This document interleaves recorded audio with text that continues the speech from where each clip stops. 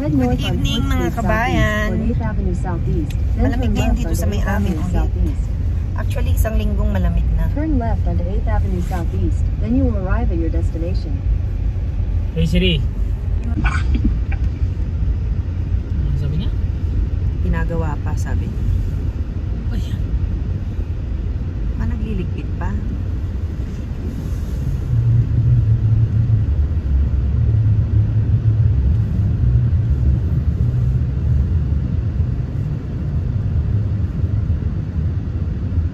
Meron bang ano to? May bayad ba dito?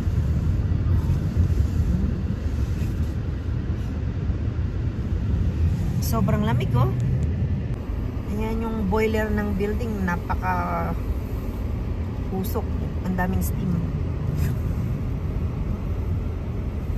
Ito yung Calgary Library. Ano?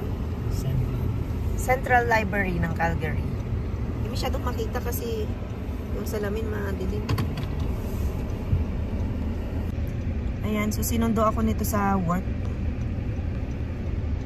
Ayan na oh, pababa na eh. Sinundo namin yung anak namin dito sa library.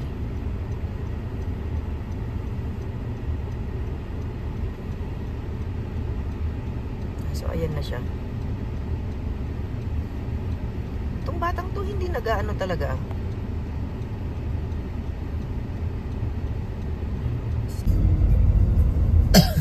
Ba't napailaw ako?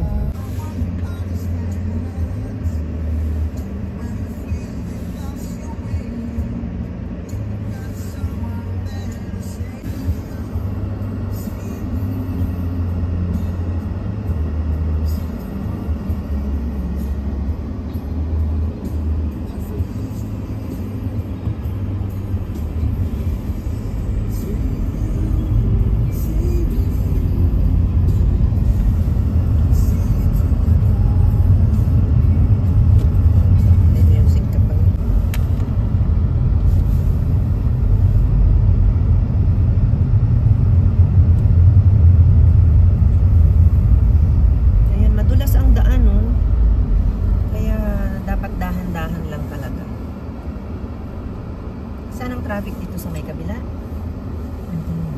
Ay, yung pababa? Yung paakyat? Yung patakas, madulas. Nag-i-slide siya lahat ng sasakyan. Kahit malalakad sasakyan. Nag-i-slide? Ramdam mo rin? Oo. Eh, syempre kasi hindi layo ng distansya namin. Kasi hindi nalilinis eh.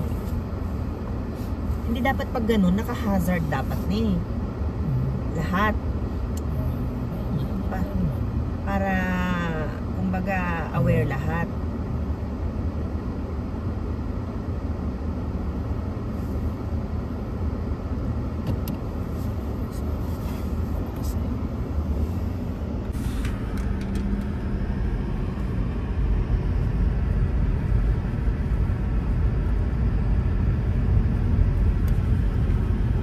Dahil sa madulas ang daan, maraming aksidente.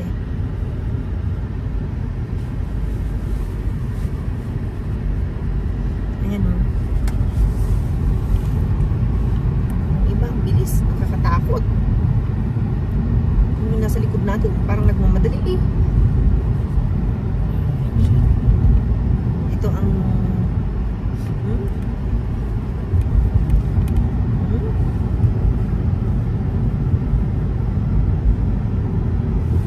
boiler ng mga building. So kung makikita nyo yung usok, masyadong mausok.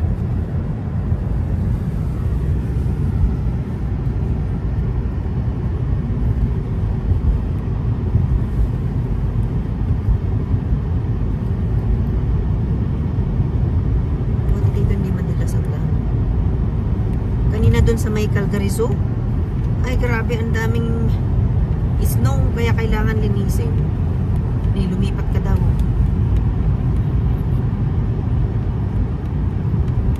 Kakaliwa na tayo na Pupunta tayo ng TMD. Wala tayong ulam. So andito na kami sa bahay. Kanina ay nakakatakot yung daan at maraming disgrasya kasi sobrang dulas ng daan. Dahil nga maghapon din nag-snow, Tapos malamig, kaya ayun, madaming collision. 26. Ano? Minus 26. I feels like Minus 30. bango ng lime.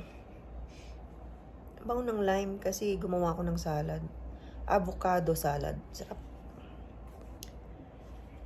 Yun, minus 26 nga kanina.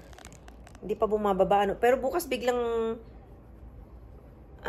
bababa, ano.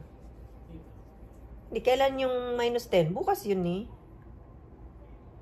Bukas mo na. Then, akit ulit.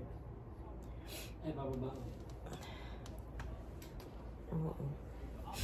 So, kanina, yung nakakatakot talaga kasi yung katabi naming mga sasakyan din, eh,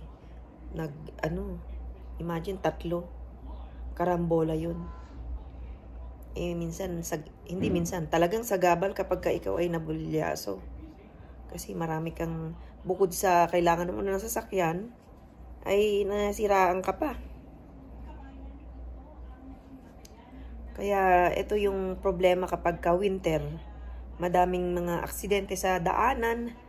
At the same time, ayun, talagang nakaka-perwisyo sa atin kapag ka tayo ay gumagamit ng sasakyan. Dadry yung lips ko. Para akong na-dehydrate ata nung nakaraan. Kaya hindi na, ewan ko. Ito yung pagkain namin tonight. Avocado salad, avocado and cucumber salad. Tapos, gusto ng akong humigop ng sabaw. Noodles, paminsan-minsan. Tapos, sinaluan na lang namin ng gulay, bok choy. At saka, yun.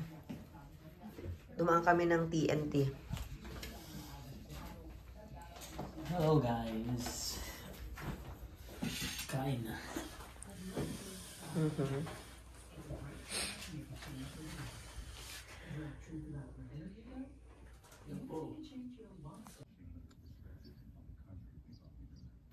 Good morning mga kabayan. Ayan ang ating aligid ngayong araw na ito. Ang ganda. Maliwanag. At least hindi na makulimlim kasi kahapon makulimlim eh. Kaya ayan. Ay, thank you Lord for the sunshine.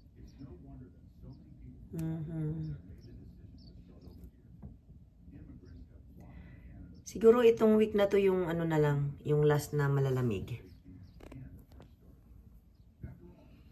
Ayan. So naririnig ko na yung mga huni ng ibon. Masaya na naman ulit sila kasi walang snow. Pero ano pa rin ang daan. So kailangan pa rin ng ingat ng mga driver. Kasi itong week na to ang daming aksidente talaga sa daan. Hi. Ang ganda ng araw. Kahit malamig pero at least may araw. Kasi iba yung iba pa rin talaga yung feeling ng may araw sa walang araw. Syempre naman, 'di ba? Vitamin D is a happy pill, parang ganun.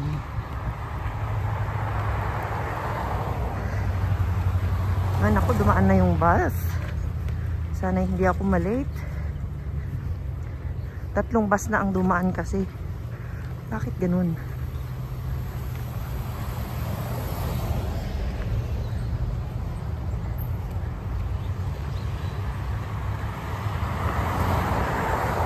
Yung pilik mata ko medyo na-frozen. Dry yung air ngayon siguro. Sayang, hindi ako nakahabol. Ilang minutes na lang to eh. Siguro 1 minute. Kaya lang ayokong tumakbo. Nakakahiya. Baka madapa ako eh. Ayan o.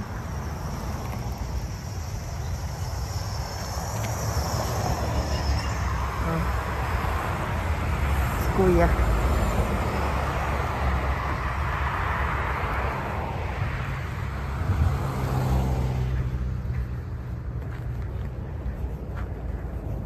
Buti nilinisan nila yung daan dito. Yan ang maganda rito eh. Kahit na nag-i-snow, may nagpapala. Kaya hindi rin masyadong hassle pag naglalakad ka. Oh. Bakit? Dumulas siguro yung sasakyan niya. Kasi paakyat dyan banda oh. Kaya nakakatakot. Pag malamig, ayan, syempre may possibility na mag black ice. Ayan oh, katulad yan oh. Kaya maraming disgrasya. Ayan, black ice yan. Okay, antay tayo ng bus. Happy weekends mga kabayan.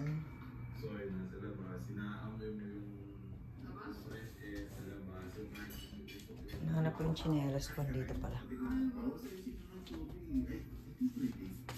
Ayan. Ang ganda ng araw pero malamig sa labas. Today is Saturday. Thank you Lord for another week.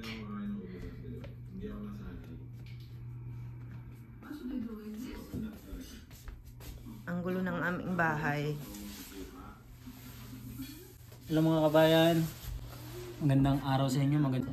So ang weather ngayon dito sa Calgary is negative 14. At least kahit paano gumanda-ganda yung weather ngayon kumpara ng mga previous days. Especially nung mga last week na minus 27, feels minus 30. Grabe yung lamig. Saka yun, maraming aksidente.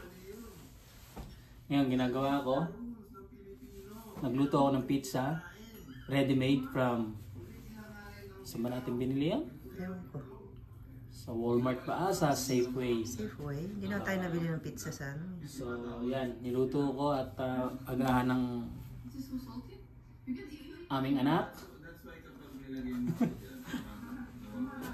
Yung kasi yung pinakamabilis na pag-prepare ng breakfast. Init mo lang yung oven, pasok mo yung pizza, at ito na. Tapos na. Ilalabas na natin, at tapos na ang pizza. Ay. Stop. Where is it? Stop, stop, stop. Clear up. So, yeah.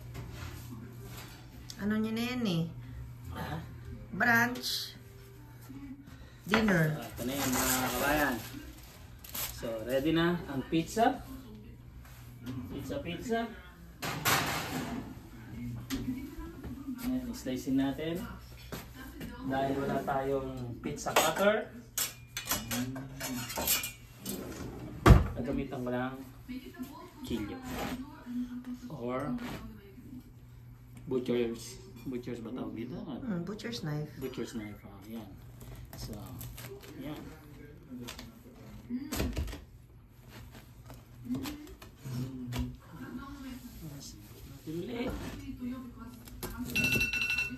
Siri, stop.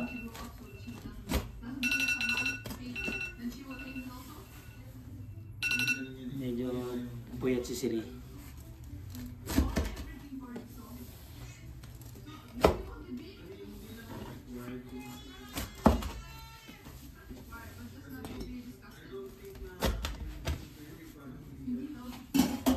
So, tapos na mga kabayan. Breakfast is ready. Kain tayo mga kabayan. Yan. Nobody likes to be told what to do, except when someone says, Yan. Yan. Tapos na. Actually, tapos na kami kumain dalawang mag-asawa. So, nag-boiled egg lang ako. At saka, coffee. Yun lang.